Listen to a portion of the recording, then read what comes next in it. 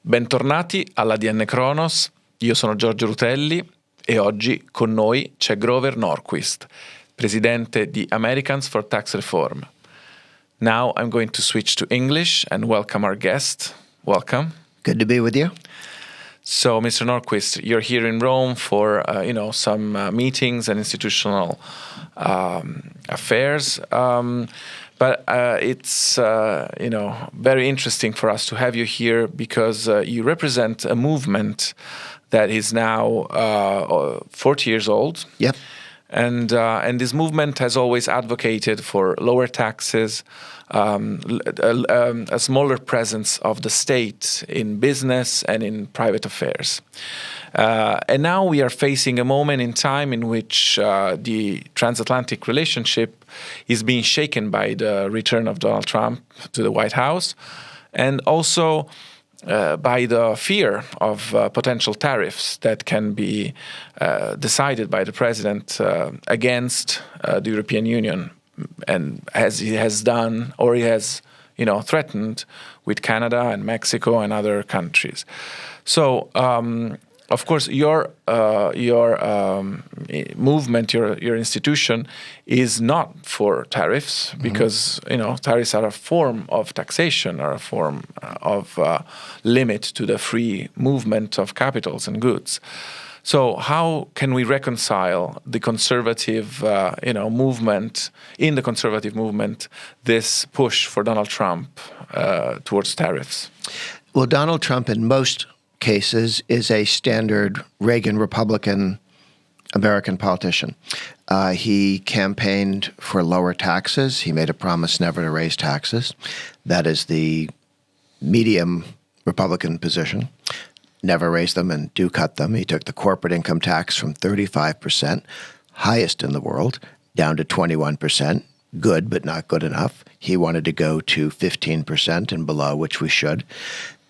He also wants to reduce spending, and has a House and a Senate that are narrowly Republican.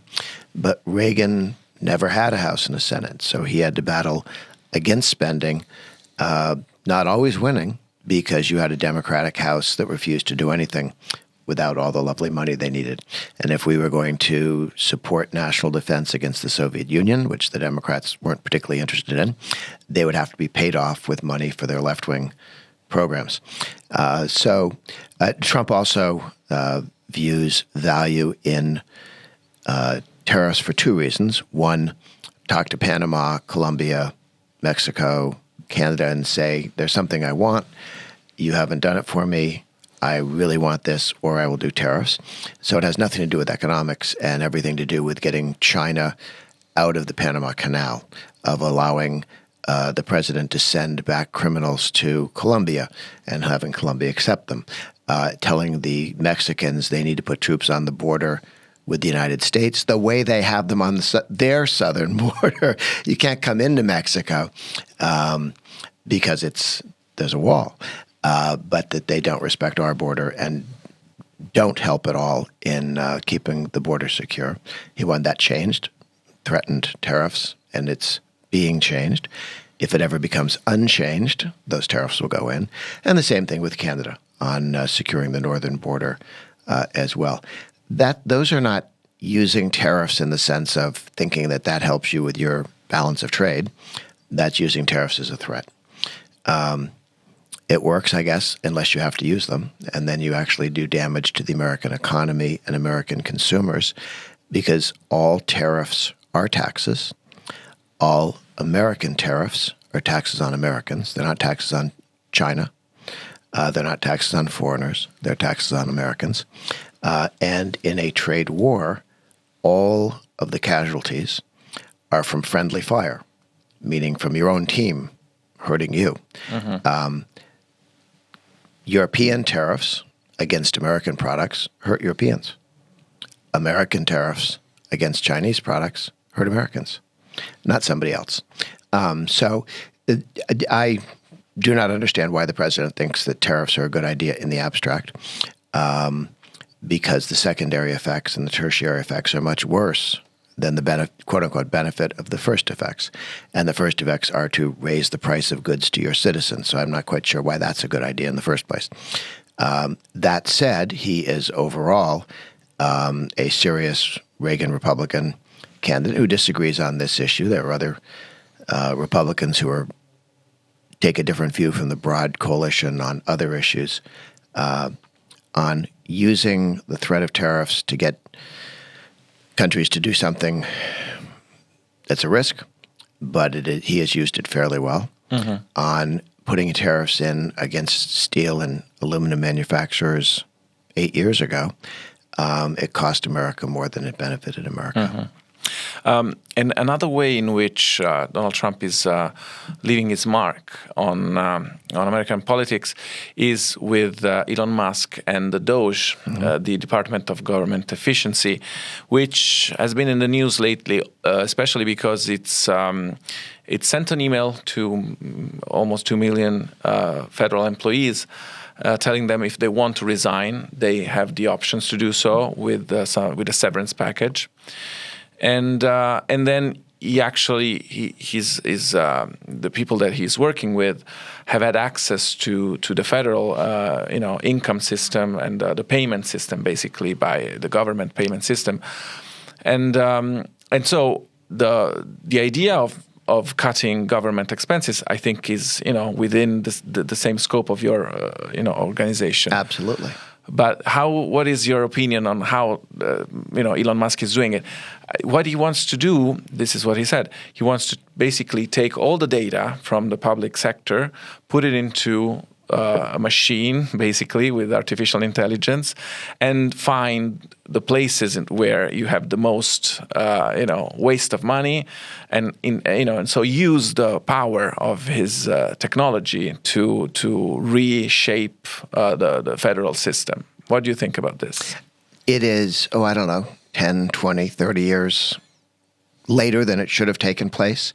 It is easier to do it now with artificial intelligence, with better algorithms to look at everything. But for crying out loud, you could have printed this out on a piece of paper and had people look through it to see whether one guy was getting many Social Security checks, or whether, as they found, some of those checks went out to individuals without a Social Security number on them, which ought to raise questions. And to examine and make transparent for the American people, as many states do. Many states make every every exchange, every check transparent. You can look at it, and you can see what the money was for. And if there was a contract from the government, you could see what that's for. They were hiding what these grants were for from Congress, from the American people, from other people in the government. And the establishment press in the United States had no interest in looking into it. If Americans thought that the media, the Washington Post, the New York Times, was really looking into all this stuff, they now know they weren't. They weren't even trying. And they were in cahoots with the big spenders by not asking any difficult questions. So it is a huge explosion where people say, all of the people in the press who told us we challenge power, we demand to know things for you in the government. No, they don't.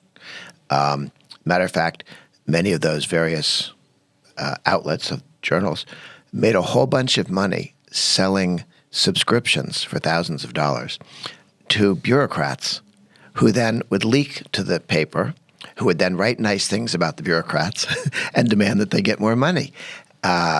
This all needs to be closed down. This trading of cash for good press and for political cover for your agency. Your agency needs more money. Your agency needs more money, says the guy who's getting paid by you because you have 12 subscriptions to his publication. And these are not newspapers. These are serious subscriptions that cost thousands of dollars because they cover a lot of area. But the government shouldn't be paying for that. Okay. So you agree with the whole system? It's very successful, very helpful. We are learning a lot already. There's much to be done. We need to look at all the parts of government. They've only started this process. And the people who yelled, oh, this is cheating. You're not supposed to look to see who gets the checks. Look foolish. Okay, so let's go. Let's move on this side of the Atlantic. The Paris AI Action Summit has just, closed its doors, and we saw for the first time in Europe J.D. Vance as a vice president. He spoke, and he made a speech about European tech regulation, which is known for being burdensome, for being very intricate. It's today's news, the fact that actually the European Union is dropping its EU AI liability directive, which was in the works, and actually it's been dropped, which is a sign of what also Ursula von der Leyen said during the Paris summit. Her speech was, there were a lot of words like action and run and react and accelerate. So it was it was a speech that was very different from past speeches. So it was like kind of trying to keep the pace with American innovation and push for AI dominance. So, but do you think that, what can you tell the Europeans to do in terms of tech, in terms of research and innovation? What should Europe do better than what it has done until now? And is there a way in which Europe can actually play a role in this domain? Yes, Europe has chosen not to play a role in this domain. Europe has decided to have tax rates that are so high that people can't accumulate the savings and the capital to invest in these industries. Capital flows in the United States. Capital flows to the United States. It's not as heavily taxed. And the regulations are such that you can't be sure if you have a good idea and you're running with it that you'll be able to. It takes a lot of money to invent some of these things, to create these things, and to then have the government come and say, we think we'll divide you in half, or we think we're going to regulate you, or we don't understand what you're doing, so we're going to sit on top of you until you move so slowly we can figure out what you're doing. And the reason the United States has done better, not well, but better than some others, is that we let the internet be completely left alone. You said you can't sue it, you can't get in the way of it. Under Biden, we discovered that it was busy censoring people. That's not going to happen again. This idea of the government telling the FBI to threaten big tech, I mean, this is disgusting, what happened in the United States, that the Democrats would use the power of the state to threaten the various companies and say, shut down people we don't like, make sure they don't get to communicate and talk. That has been both exposed by the companies themselves, Meta, Facebook. The guy confessed. They came to me. They told me they'd destroy my company if I didn't do what they wanted. He gave the Democrats $300 million to help in their campaign for Biden. That's not happening again. So, mostly we left tech alone. It's not terribly regulated, or in many cases, the internet, there were specific things. We're not having any. We're not allowing local governments to tax these things because they don't know what they're doing and they'll screw it up. I would just say the best thing to do is to step back, don't tax it, don't regulate it, let consumers decide. There's some discussion in Europe, people have to have privacy. People can have as much privacy as they want. They can decide not to participate in a particular company if they don't think it provides the right amount of privacy, or they can set up competing companies that have more privacy. There's no one-size-fits-all on this. But don't you think that we should have some kind of regulation to, avoid the possible misuse of this technology, or the stealing of data, or copyright violations and things like that? Well, copyright violations are already against the law, and stealing data is against the law. You don't need new rules for that. You don't need new laws. You've got the rules. The question is, how do you find out when that happens? And people who are stolen from are usually the people who report that something was stolen. So it's their job. If somebody tells you they stole my piano, they tell you. So you think that it's better to have an ex post approach, an approach that sanctions things that are reported and not trying to find like a blanket regulation that can cover things ex ante, as we say in Latin, but in advance. Yeah, in the United States, they refer to Europe's approach as the precautionary approach. We have no idea what's going on, so we're going to make it move so slowly, that we'll watch it and see if something goes wrong, rather than say to consumers and producers of high tech, go out there and do what you want to do. And if somebody breaks the rules or steals something, well, that's what the police then are for. But we don't have to put a policeman on everybody's phone and everybody's computer. We don't want that. Because they'll tell you they're only looking for bad stuff, but that doesn't last long. Okay. So talking about Italy now, Yes. I would like to hear what you think about the Italian government, Italian-American relationship. We do know, of course, that Giorgia Meloni has a pretty close relationship both with Donald Trump and with Elon Musk. We have an issue that is the defense spending issue. Italy is spending more or less 1.5% of GDP in military expenses. NATO asked more than 10 years ago under Obama to go to 2%. It's now 3% for many countries, including the United States. But Trump is pushing for 5%, and that can be kind of like a negotiating tactic, of course, to raise the bar and then maybe find a compromise to a lower number. But the thing is, how can we increase defense spending if we should cut taxes, cut public spending? Because defense spending is something that cannot be done privately. Of course, there are private companies that are active in the sector. But the bulk of defense spending comes from, public finances. So how can we reconcile this with lower taxes and a leaner government? Well, one of the arguments for lower taxes, particularly lower tax rates, is that you get more economic growth. When we cut taxes on individuals, the marginal tax rates under Reagan, we saw strong economic growth and more revenue coming in. That happened when we cut taxes in the 1920s. Strong economic growth, more revenue. Then when Hoover and then FDR raised the tax rates, revenue went down. And under the Kennedy tax cut, you saw more revenue coming in until Nixon raised taxes, and then revenue went down. So lower taxes help give you more economic growth, and that's an important part of keeping spending as a percentage of the economy down. But also, look at other spending not to do. In the United States, we're having a thorough going through now. We've made attempts in the past. Under Reagan, there was something called the Grace Commission.